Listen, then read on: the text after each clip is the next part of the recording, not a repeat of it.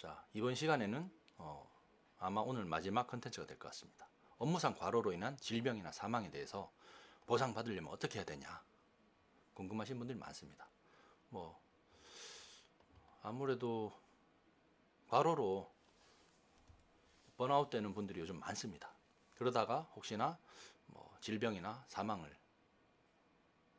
사고가 이제 있었을 때 보상받으려면 어떻게 되냐 내용인데요. 이런 거죠. 뭐 한국인만큼 뭐 죽겠다는 표현을 자주 쓰는 어떤 민족이 있을까? 외국인들은 깜짝 놀란다고 합니다. 실제로 죽겠다, 엄살로 들리던 이 단어가 요즘은 진담처럼 들릴 때가 많다는 겁니다. 피곤해 죽겠다라는 말, 뭐 누구나 할 수 있고요. 월요일 특히나 월요병으로 시달리는 분들 많습니다. 이제 허물없이 지내는 동창들 같은 경우에 만나보면은 각자 직업은 다르지만은 야근하는 친구들이 생길 때면은 단체 채팅창에 난리가 납니다. 상사 욕을 한다든지 오늘 뭐 사표를 던지네 마네, 그리고 자기가 하고 싶은 말들을 쏟아냈다가 결국은 마무리는 피곤해 죽겠다로 끝나는데요. 웃다가도 뉴스에 과로사라는 말이 들리면은 우리 친구들 중에 누가 혹시나 과로사 겪지 않을까 걱정도 살짝 듭니다. 있어서는 안 되지만은 만약 이런 일이 발생했을 때 보상받지 못하면은 더더욱 안 될 일입니다. 그래서 뉴스나 주변을 통해서 보신 경우는 많은데 다행히도 산업재해보상보험에 가입돼 있다든지 또는 그렇지 않더라도 적용 대상 사업장에서 근무하고 있다면은 보상받을 수 있습니다. 다만 문제가 되는 것은 이 업무상 과로로 인한 재해에 대해서는 사업주 측에서 잘 인정하지 않는 경향이 많다는 겁니다. 그래서 입증하기 곤란한 경우가 있고요. 업무상 과로로 인한 재해를 인정받으려면은 요건이 나옵니다. 중요한 부분인데 원칙적으로 상당한 기간 업무상 과로하여 근로한 사실이 있어야 합니다. 또 그로 인해 사망이나 질병이 발생했다고 할 수 있을 정도의 관련성이 있어야 됩니다. 우리 법원 판례상 문제된 사례를 보면은 평소에 비해서 특별히 업무 강도가 3일 이상 연속으로 30% 이상 증가했다.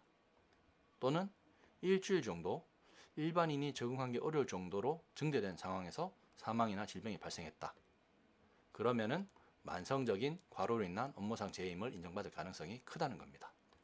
동시에 의사소견 또 그 외에 업무상 과로 또는 스트레스를 받아온 사실을 입증할 수 있는 업무 자료, 뭐 수첩이나 또는 뭐 노트가 되겠죠. 또는 뭐 PC를 사용하는 업무들 같은 경우는 PC에 이제 저장해 놓은 어떤 뭐 기록들, 또 이러한 사실을 이 친구가 오랫동안 뭐 야근을 하면서 어떤 과로가 누적됐었다라고 진술해 줄 수 있는 동료 근로자, 직접 법정에 나와서 증언을 한다든지 또는 직접 진술이 아니면은 뭐 확인서나 또는 그 근로자의 어떤 뭐 녹음, 진술 녹음 같은 게 확보되면은 재판에서 유리하게 작용할 수 있습니다. 이제 얼마 전에 의사 친구 동료 의사가 암투병 중에 사망했다는 소식이 있었는데요. 30대 중반이었습니다. 이 발암 원인이 유전적인 요인일 수도 있고 또는 의사들이 이제 폭음도 많이 하고 생활 습관이 아무래도 불규칙적이죠, 의사들이. 그래서 생활 습관이 원인일 수도 있습니다.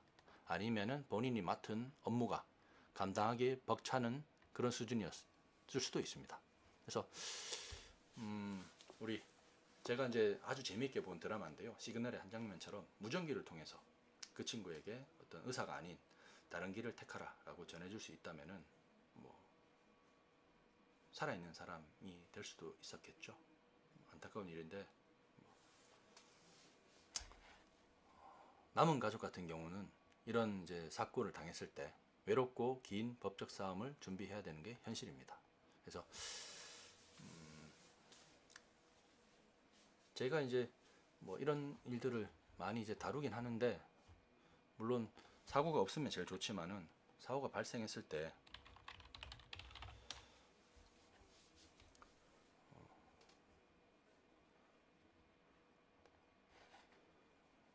잘 대처하는 게 중요하다고 생각되고요. 연장선상에서 업무상 과로로 인한 재해 사망이냐 또는 업무 스트레스로 인한 정신질환, 우울증에 대해서도 보상을 받을 수 있습니다. 받으려면은 어떤 방식을 취해야 되느냐 나오는 건데요. 이제 제가 맡았던 주로 이제 활동하고 있는 분야 중에 통신 심의와 관련된 부분들이 있습니다. 제가 올해 초까지 한국 방송통신심의위원회 방송통신심의위원회의 통신자문특별위원으로 활동을 했었습니다.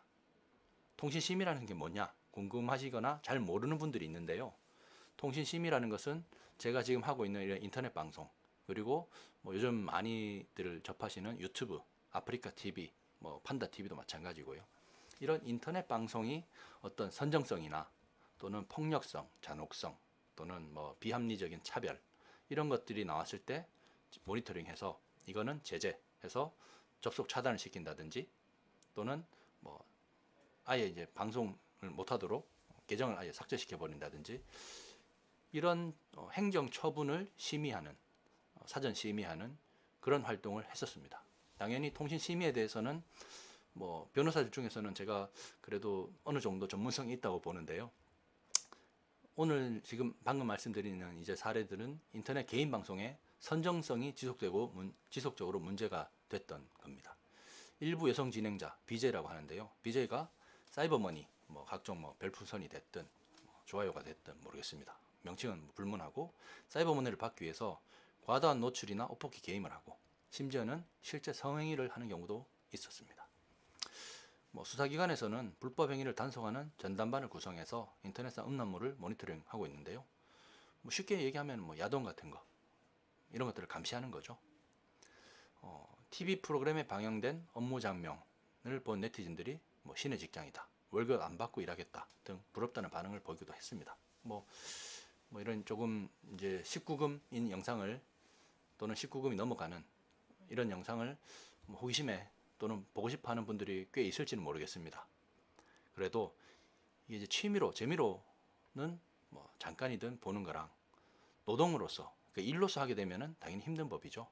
의무적으로 근로계약상 주어진 그 의무, 계약상 의무에 따라서 하루 종일 야동이나 음란 방송을 모니터링하면서 봐야 된다. 그러면은 힘들고 또 충분히 질릴 수 있습니다. 그거 플러스 극심한 스트레스가 발생할 수 있는데요. 제가 이제 자문 사례인데요.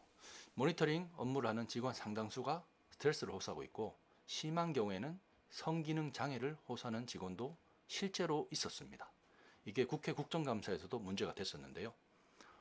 취지는 뭐 여성 같은 경우에, 특히나 가임기 또는 뭐 임신을 준비하는, 출산을 준비해야 되는 여성 같은 경우에는 이런 식으로 좀 성적 호르몬 분비를 지속적으로 할 수 있는 어떤 컨텐츠를 계속해서 모니터링 한다면은 성기능 이상 장애 등 질환에 시달릴 수 있다는 건데요. 단순히 야동을 본 것뿐인데 성기능 장애다, 오버하는 거 아니냐 생각할 수도 있는데 실제로 있었습니다. 그래서 이런 것들이 국회 국정감사에서 지적이 됐고, 여성분들에 대해서는 이 통신심의 모니터링단에서 제외한다는 당시에 결정이 내려졌었고요. 남자들로 이제 바뀌었는데, 문제는 남자들이 이런 야동이나 성인 컨텐츠를 모니터링 할 때 남자들도 동시에 어떤 뭐 발기부전이라든지 성적 질환에 시달릴 수 있다는 겁니다. 그래서 이게 참 어려운 문제인 것 같아요. 업무로서 할당된 야동을 억지로 봐야 된다. 그리고 야동 중에는 일반인들이 상상하기 힘든 자극적 내용도 있습니다. 그래서 정신적인 충격, 스트레스 당연히 받을 수 있죠. 취향 비위에 따라서는 도저히 볼 수 없는 영상도 억지로 봐야만 하는 그런 상황이 발생할 수 있다는 겁니다. 그리고 하루 종일 신경이 자극된 상태로 일하면은 집에 가서는 부부관계에 지장이 초래될 수밖에 없다는 거죠. 피곤해서 성생활 욕구가 전혀 들지 않고, 또 심한 경우에는 성기능 장애로까지 악화될 수 있다는 겁니다. 황당하죠. 남자 직원뿐만 아니라 여직원 같은 경우에도 비슷한 증세 호소했고, 임신 중에 만약에 이런 업무를 해야 된다, 유산될 가능성이 굉장히 높습니다. 그래서 신의 직장이라고 웃어 넘기기에는 문제가 있고요. 이 부분에 대해서는 이제 최근에 어떤 음란물이나 성적 컨텐츠에 대해서 어떤 기계적인 심의를 하기 위한 인공지능을 통한 모니터링 시스템을 계속해서 발굴, 연구를 해오고 있고 소기의 성과가 나오고 있는 상황입니다. 저도 이 부분에 관련해서 공공기관 등의 법적 자문 등을 제공을 하고 있는데요. 실제로 이제 그거와는 별개로 그 기술이 실제로 적용이 돼서 시범 적용이 돼서 어떤 보편화 되기 전까지는 이런 이유로 성기능 장애가 온다든지 임신 중 유산을 하게 되면은 업무상 재해로 보상받을 수 있는지 당연히 따져봐야 되겠죠.